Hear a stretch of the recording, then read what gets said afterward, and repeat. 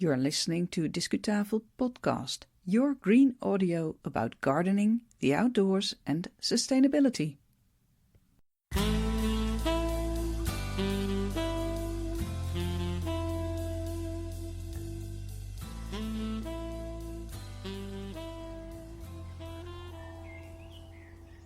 Hello, I'm just outside the studio in the garden, my Dutch city garden. Welcome!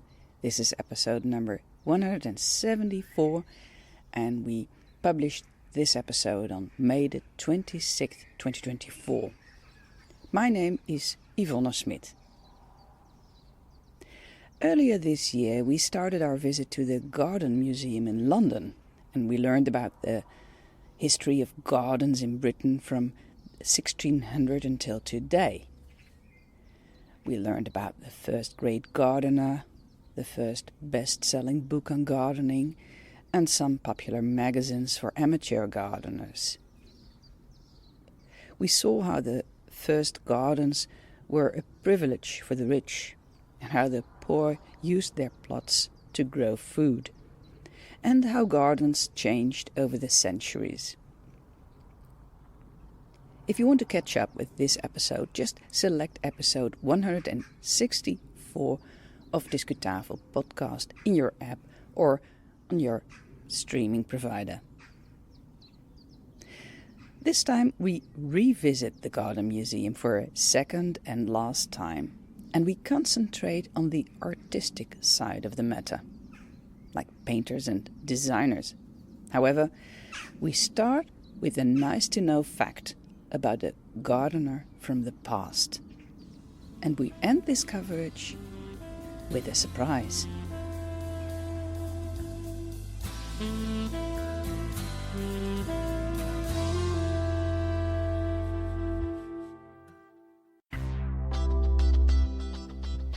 Discu coverage.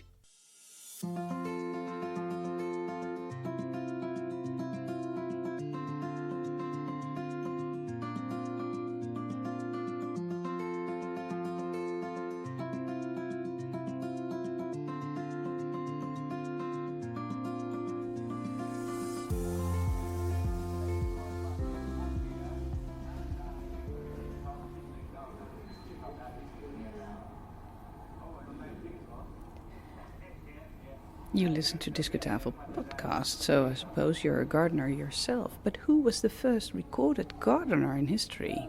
It appears to have been Edmund the Gardener, who worked for 2.5 pence per day at Windsor Castle in the reign of King Edward I.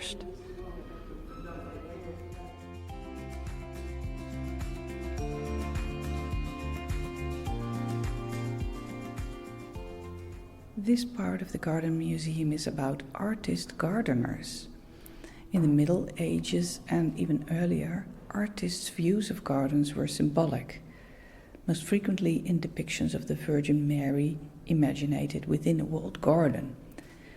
But in the 16th century, patrons began to commission artists to depict accurate pictures of the gardens they had made.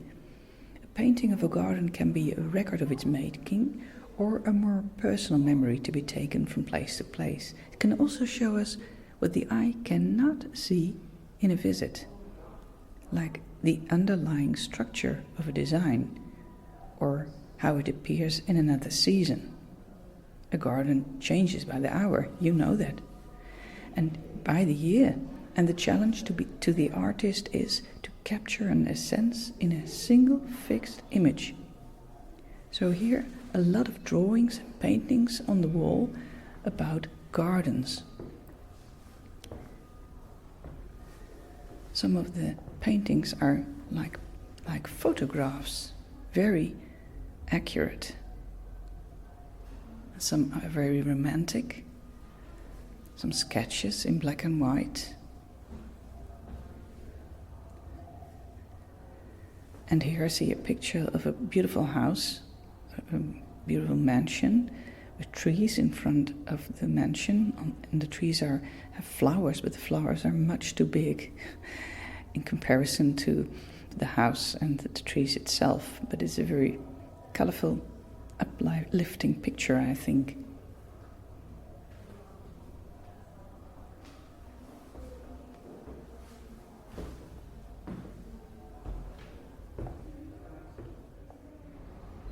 This is a display about garden design.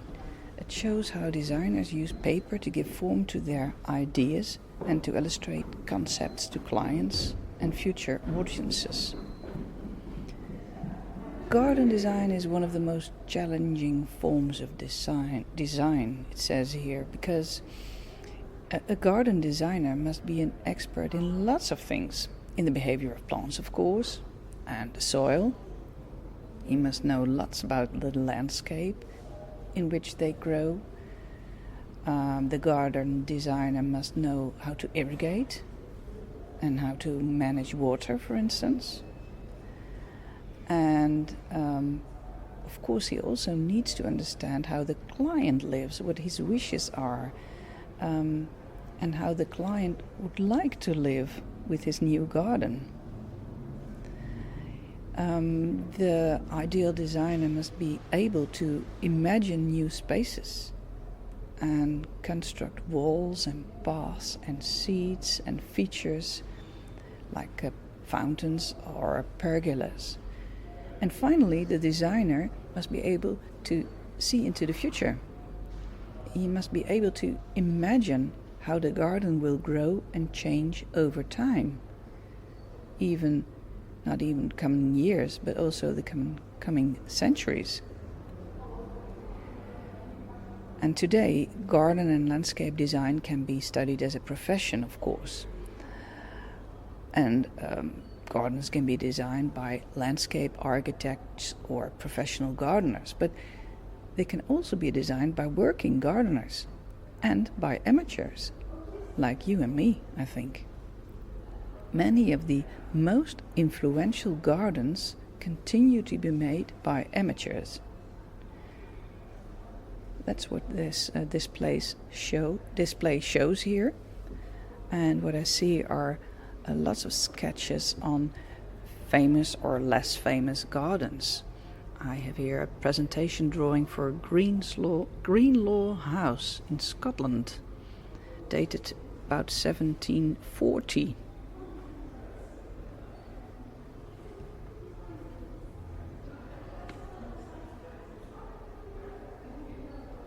And a big drawing of the Eden Project, which you might know is in Cornwall. The Eden Project is a sequence of glass-domed microclimates, and it is located in a disused quarry.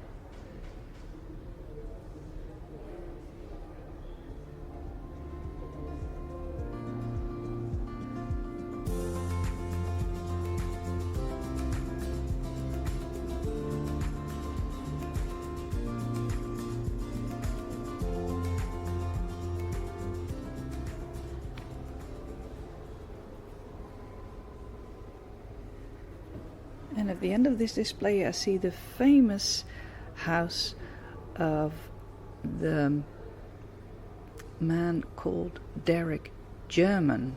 He had a cottage on the seashore in the 1980s. Mr. Jarman was a painter and a filmmaker, and he bought this cottage in Dungeness, on a shingle beach there. And he made a garden of the plants native to this environment, a hostile environment, of course.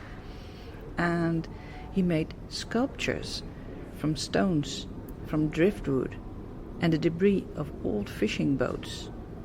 The garden has no fence, so there's not a division between the land around the garden and the garden itself. It's a very famous garden. I have seen some coverages of it in gardening programs. If you are interested in this project, the gentleman's name was Derek Jarman. And of course there's some information about Gertrude Jekyll. She was one of the most influential and best-loved British gardeners in the last century.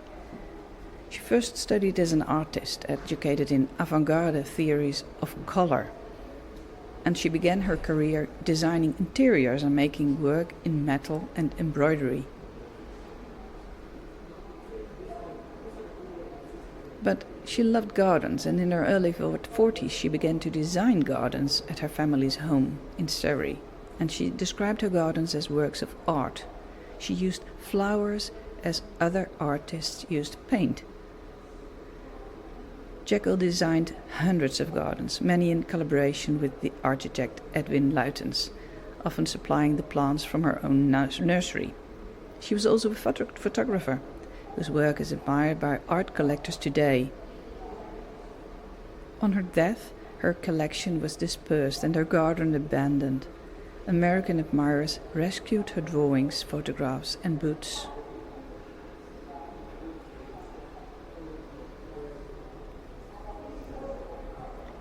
So in a showcase we have some correspondence from Gertrude Jekyll. She advised a Mr. and Mrs. Redhead on the development of their garden over a number of years, and that's what the correspondence is about.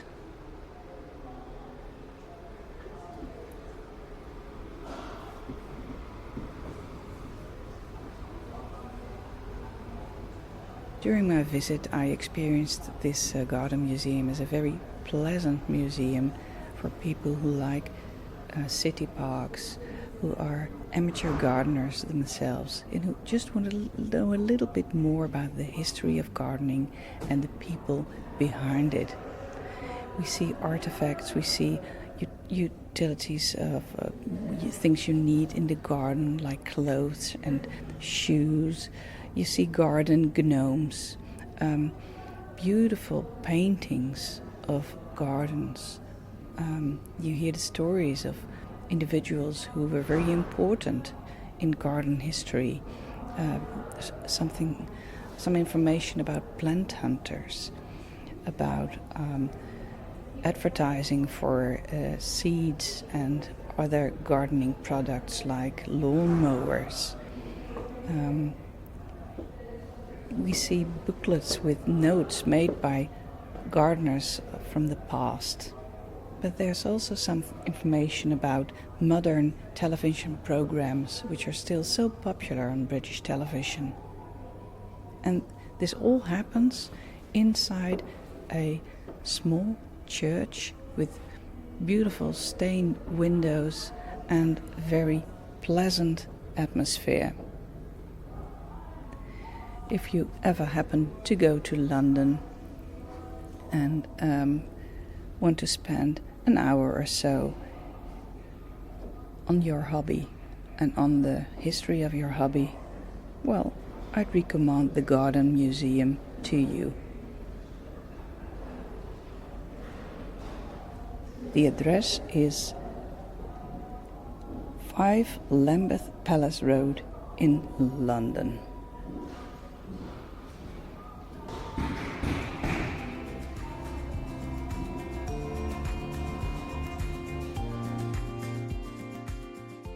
But wait, this wasn't all. The Garden Museum in London has another unexpected attraction. Listen.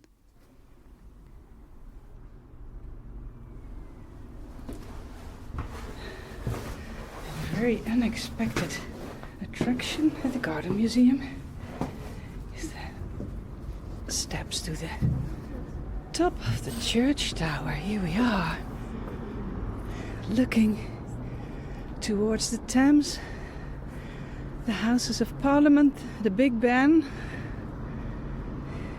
Lambeth Bridge beneath me. You can hear the traffic, I suppose.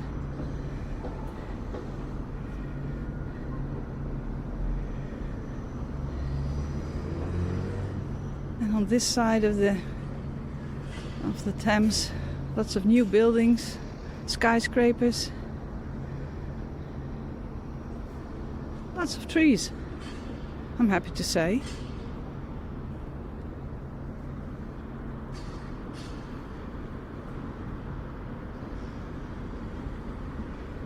You must be in a good condition to get to this place, because I think there are about 131 steps, and a very small, narrow staircase. But it's worthwhile, I must say.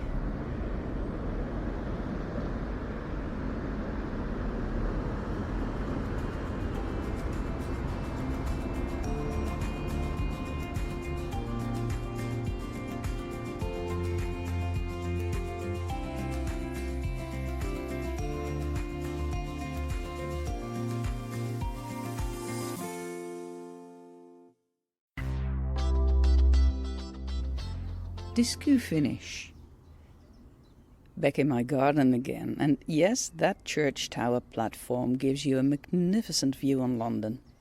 You'll get an impression when you visit our website discutafel.nl and look for the show note of this episode number 174. As always, we publish some photos and links about the topic in this episode's show note. At the start of this coverage, I mentioned the first recorded gardener in history. His name was Edmund the Gardener, who worked for King Edward I. But some of you may not be too familiar with the royal dynasty, and you may not know when this king ruled England. Well, King Edward I died in 1307, so we're talking the end of the 13th century here, and our Edmund the Gardener worked at Windsor Castle.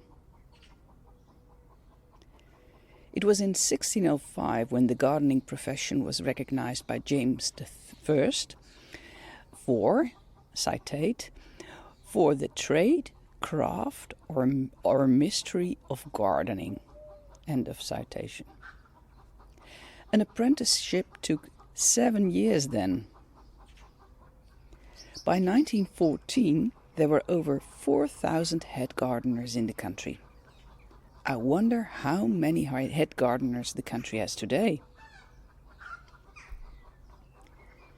And while our hens in the background are afraid of the new cats, I suppose, I'm telling you about what's up in the next English episodes of Discutafel podcast. Well, we will celebrate summer. I'll take you on a tour at the RHS Flower Show Tetton Park near Manchester, which I visited in 2023. This coverage could be the perfect preparation for you if you plan to go to the show in July 2024. But if you don't plan to go, you can still enjoy the happy sounds and talks. Expect these English episodes to be online from, well, about mid-June through mid-July or so. Thanks for listening, and please contact us with your suggestions and questions. You can reach us at X and Blue Sky.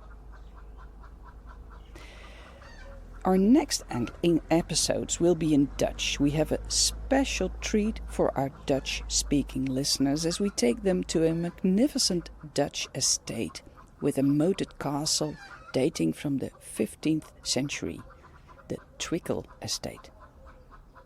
In the meantime, let's go outside, and until next time.